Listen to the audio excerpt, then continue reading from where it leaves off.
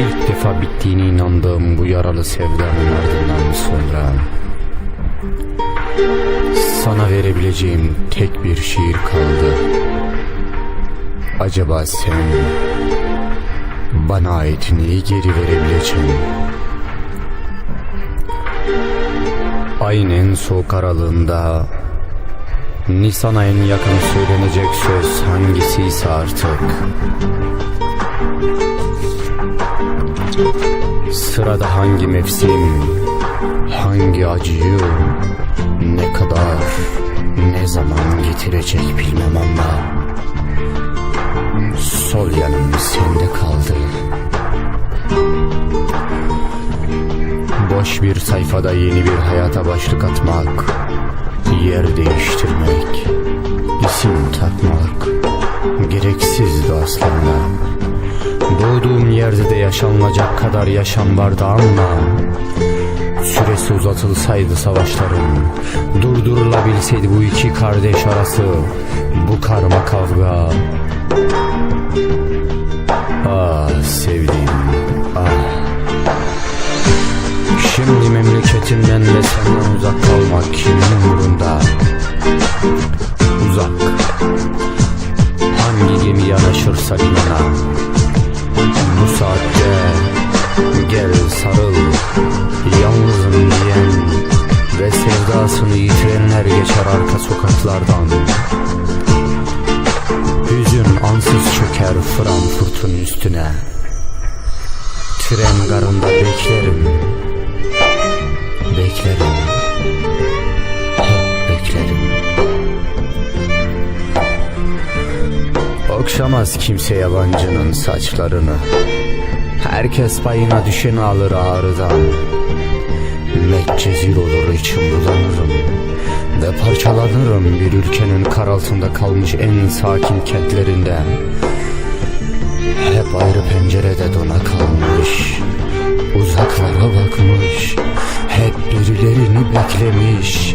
Sadece kanayan yaraya bez sarmış, hasret okşamış, burnunda duman, sazı hep yalnız çalmış. Kürt kökenli, Türkiye doğumlu Alman vatandaşın biri.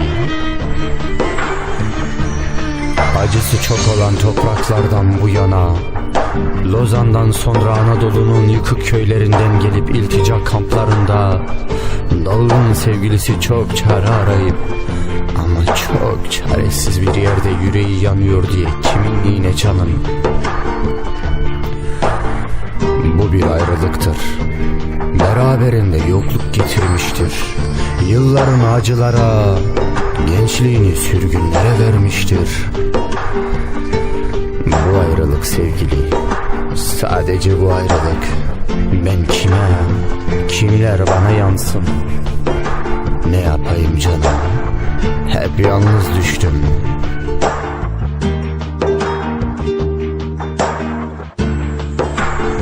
Çocukluğum çirkin sokakların, sonra sanayilerde cirit atanların, letiner içen çocukların arasında geçti. Hiç temiz bir gömleğim olmadı. Ah sevgilim, hep kirli giyindi, hep kirli giyindi. Kırışmış, nem tutmuş yaprakların arasında kaldı dizelerim. Tehlikeli mahallelerde devriye gezen polislerin ellerinde aç çocukların ayaktan başka gördüğü şey neyse. Neyse bu bizi bir araya bir türlü getiremeyen kırgın yüreklerin acısı. Ah sevdiğim, ah. Yatlı okulunda, koğuşlarda uyurken gece yarısı silahların sesi gelirdi apansızlığın derin karanlığında. Dilini yutan, nefes almakta zorlanan çocuklar. Bozkır coğrafyalarda hep yalnızlığa alıştırılmış, avazı kıstırılmış, bilhassa çocukluğuma sığınan ansız ürpermeler. Mermilerin hep canıma değdiğini ve yüreğimin artık delik deşik topraklar altında dolu, toplu mezarlarda gömüldüğünü hissederek ranzalarda o engin korkunun verdiği panikle ağlardım. Rüyalarıma çığlık atan, canım yanıyor diyen çocuklar ve kanlı çarşaflar giriyordu. Titriyordu bedenim dehşet saçan saatlerde. Tüm çocuklar koridorların arasında sıkışmış ağlıyorlardı. Ah sevdiğim, nedense her çocuk korkusunda da yalnızlığında da sadece annesini çağırır. Mesela ben, annem hiç olmamasına rağmen anne diye bağırıyordum. Ah sevdiğim, hiçbir acıların açlığında, hiçbir yerde, mesela ıssızlıkta ve sokak kavgalarının hiçbir yerinde eve ağlayarak dönmedim. Ama evden ağlayarak ayrıldım, çok oldu. Kimsenin sofrasına tok buyurmadım. Hep aç, çöplerde ekmek kavgası. Ah sevdiğim ah. İşte böyle. Kayıplara karıştıktan sonra bir tek şey anladım ve gördüm. Hiçbir yıldızın benim için parlamadığını, hiçbir gecenin benim için şafağı doğurmadığını ve hiçbir arkadaşımın benim için hiçbir zaman ağladığını görmedim. Hep yalanlarla donatılmış bir gülümseme ve gülümsemenin içinde bir aldatma. Ah sevdiğim, çocukluğumdan bu yana hep yarı çıplak gezmişim. 1000 kapıdan hüzünle ayrılmışım. Yürümekten hep pişman, hep hayal kırıklığıyla umutsuz gülümsemişim. Elimden oyuncaklarım düşmüş, toparlayamamışım dağılan yüreğimi. Kara saçların beyazı yaşımdan almadı ödün. Acıların memleketim misali, yalnız ve mahzun. Ah sevdiğim ah. Daha sonra hayatım Ankara-Frankfurt arası muskaları şifa niyetine boynunda taşıyıp evire çevire dön dolaş aynı acı gözyaşlarıyla, kabuslarla her şeyi geride bırakıp bir daha memleketinde huzur bulamayacak ezik duygularla çırpınarak geçti. Kimi sevmişsem hep tek taraflı oldu.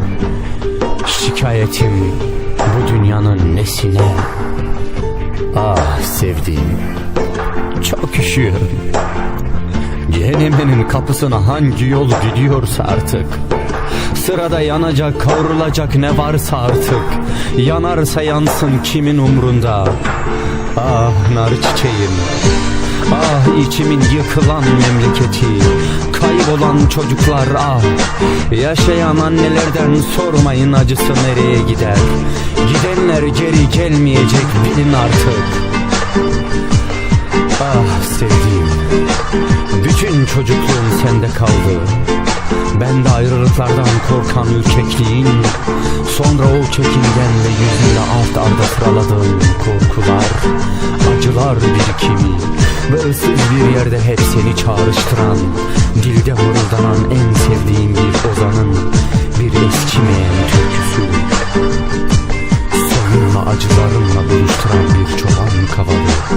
Ne yaşanmış ve ne saklanmışsa onu bize söyler. Uzun uzun bir yoldan bahseder. Kürt kökenli, Türkiye doğumlu, Alman vatandaşın biri.